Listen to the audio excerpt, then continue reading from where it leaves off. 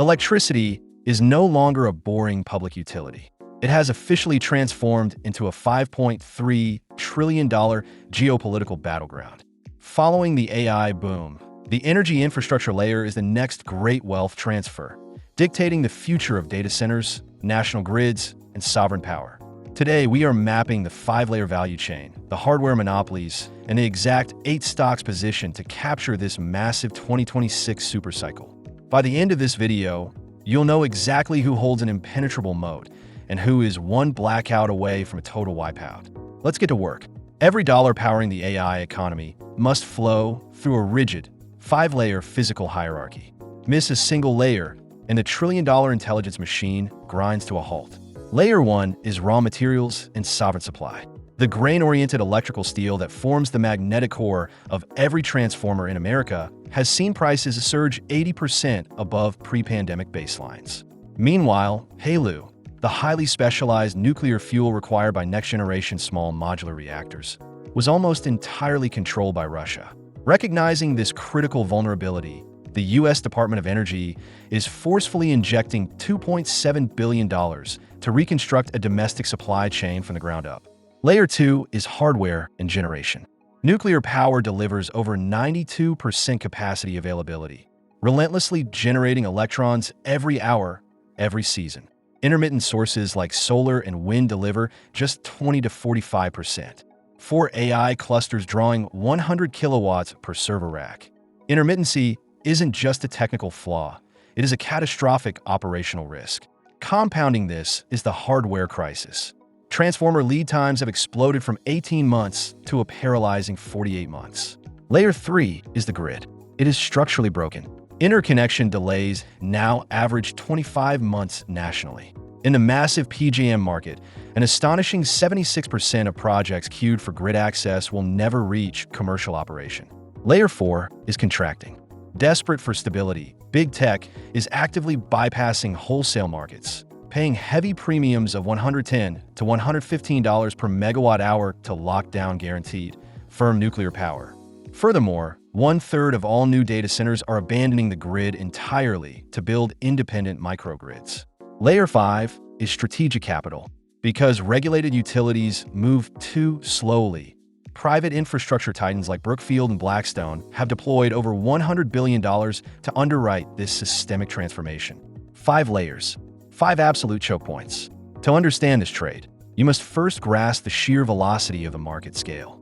Global capacity is projected to surge to 219 gigawatts by 2030, a massive 21.7% compound annual growth rate.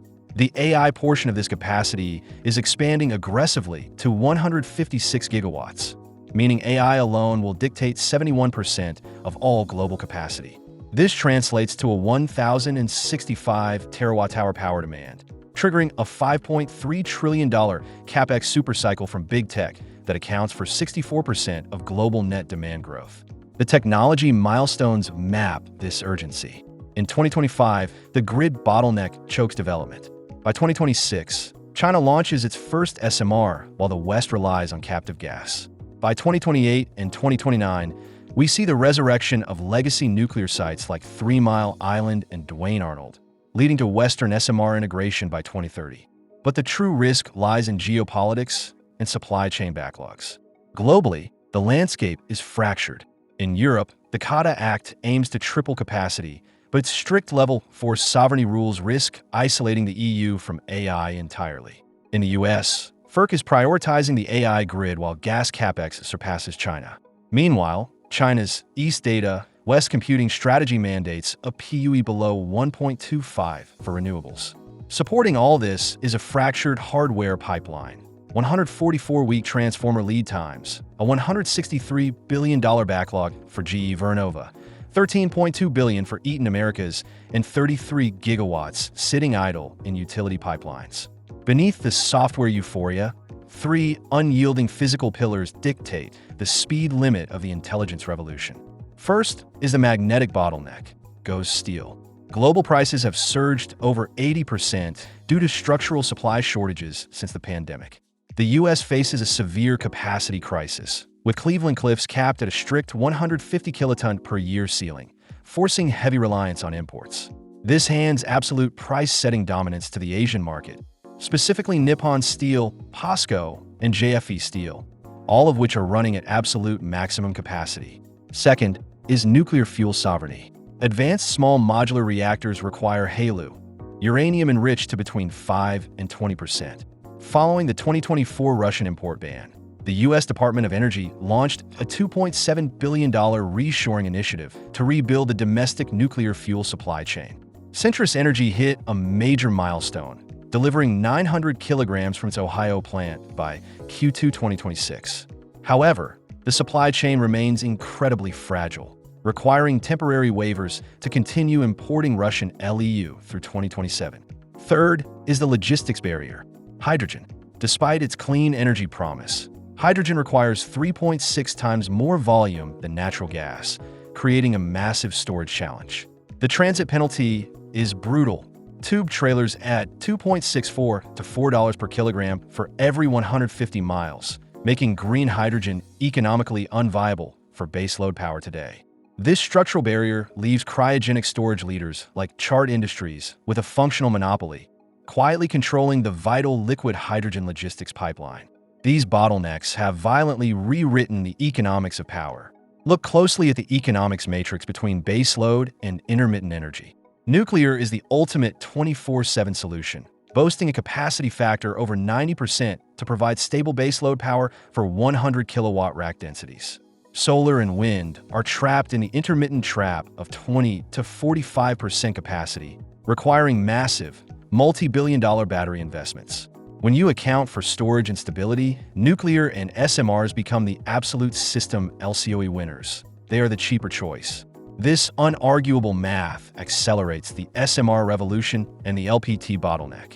SMRs promise a 3 to 5 year deployment cycle with target costs of $3,000 to $4,000 per kilowatt at scale.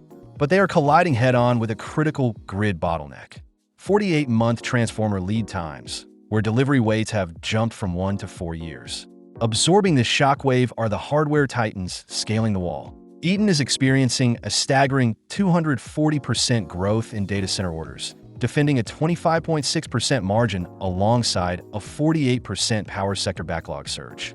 GE Vernova is managing a colossal $163 billion backlog, using 100 gigawatts of gas turbine orders to bridge the immediate generation gap. Constellation is executing the 3 Mile Island revival with its 20-year exclusive power deal for Microsoft, while Oklo fast-tracks its NRC approvals for an industry-first 2027 Aurora commercial launch. Even with hardware secured, the public grid is structurally paralyzed. The macro bottlenecks are devastating. A 50-gigawatt data center surge is already online by late 2025, with MISO seeing 43% annual growth. While federal targets aim for an 11-month connection, the reality is a 48-month wait in high-growth zones.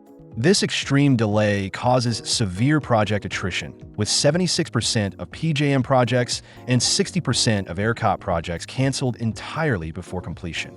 As a result, elite EPC contractors are printing money.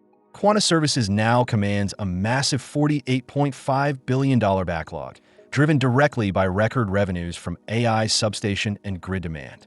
The Q data is terrifying. In the ERCOT Texas grid, 87% of all connection requests are now driven by AI, creating a massive queue of 410 gigawatts. In PJM, the East Coast's largest grid, the 40-month wait forces up to 80% of projects to withdraw before ever signing an interconnection agreement. The ultimate reality is that time to power equals survival. A 4-year delay costs billions in lost software revenue, forcing big tech to abandon the public grid model entirely. Because the public grid is failing, energy procurement has completely transformed. We are seeing a massive shift from virtual to physical PPAs, where 15 to 20-year physical contracts are replacing accounting-only credits to ensure true 24/7 carbon-free energy. Tech firms are willingly paying a nuclear premium, a $40 to $70 surcharge above wholesale prices, totaling $110 to $115 per megawatt hour just for firm power stability. Additionally, 48 gigawatts of new data centers are relying on on-site power, bringing their own microgrids to bypass grid congestion entirely. The major players are locking in decades of guaranteed revenue. Constellation secured an 835-megawatt exclusive deal with Microsoft to restart the Crane Clean Energy Center. Vistra Corp allocated 2,600 megawatts across Beaver Valley, Davis-Besse, and Perry entirely dedicated to Meta. Meanwhile, Bloom Energy saw its revenue explode to $751.1 million, a 130% growth in SOFC fuel cell sales as data centers pivot heavily to on-site microgrid hardware. The systemic consequence is absolute. AI hardware creates a must-run imperative requiring greater than 80 to 90% price hedging. To protect hyperscaler margins at this scale, locking in these long-term physical contracts is the only viable financial strategy. The sheer scale of this transition has completely shattered traditional public financing. A $5.3 trillion big tech surge is underway through the early 2030s, exceeding global oil and gas exploration. AI CapEx now consumes 7 to 14% of total investments. Traditional public banks and utilities are cracking under this pressure, creating a massive utility funding gap. Private funds have violently stepped in to fill the void. Brookfield launched a $100 billion AI infra fund, anchored by a historic 10.5 gigawatt energy deal for Microsoft. Blackstone executed a 60 gigawatt data capacity pivot, forming joint ventures for gas plants to bypass grid risks. Concurrently, Oracle and Bloom formed a $5 billion partnership to deploy 2.8 gigawatts of independent, off-grid SOFC power. All of this capital flows toward the strategic end markets, the AI monopolies and off-takers like Microsoft, Amazon, Meta, and Alphabet, whose trillion-dollar balance sheets guarantee the demand. This dynamic has birthed a new asset class: bilateral energy service agreements, ESA. These low-risk returns are officially replacing risky wholesale markets, transferring the future of global power generation directly into the hands of private equity. So, how does smart capital position for this supercycle? The 2026 investment landscape breaks down into 4 distinct strategic groups. Do not view this as a simple list. View it as a risk-reward matrix. Group 1. The low-risk infrastructure anchors. These are the compounders with impenetrable moats. Brookfield controls the capital flow with its $100 billion fund and predictable ESA contracts. It trades at a reasonable 25 times forward earnings with a 17% EPS growth rate. Eaton monopolizes the physical grid-to-chip choke point, defending a 25.6% margin amidst a 240% surge in orders. It trades at 30 times earnings. These 2 names anchor the entire AI infrastructure trade. Group 2, the baseload nuclear operators. Constellation and Vistra are cash flow machines collecting the nuclear premium indefinitely. Trading at 23 times and 18 times forward earnings respectively, they offer immense revenue visibility and medium macro risk. Group 3, the high-velocity growth plays. Bloom Energy is the poster child for the off-grid movement. Its 150 PE ratio is astronomical, but it is backed by a staggering 115% projected 3-year EPS CAGR. Quanta Services and GE Vernova provide the critical EPC contracting and hardware. With combined backlogs approaching $210 billion, they offer high visibility growth at 50 times and 37 times earnings. Group 4, the binary pioneer. Oklo. It holds no conventional valuation multiple. Projecting roughly 500% revenue growth, it is targeting a highly aggressive 2027 commercial launch. It carries massive macro risk, but offers an asymmetric upside unlike anything else on the board. For groups, 8 companies. The physical nervous system of the AI economy, mapped from raw materials to private capital. One final note. All data in this video is sourced exclusively from publicly available materials, including Q1 2026 corporate earnings, FERC reports, Lazard LCOE analyses, and regulatory records. Market projections carry inherent uncertainty. This content is strictly for informational purposes and does not constitute investment advice. Always conduct your own research before investing. If this analysis gave you a sharper edge on the AI energy trade, subscribe, hit like, and drop the company you're watching in the comments. See you in the next one.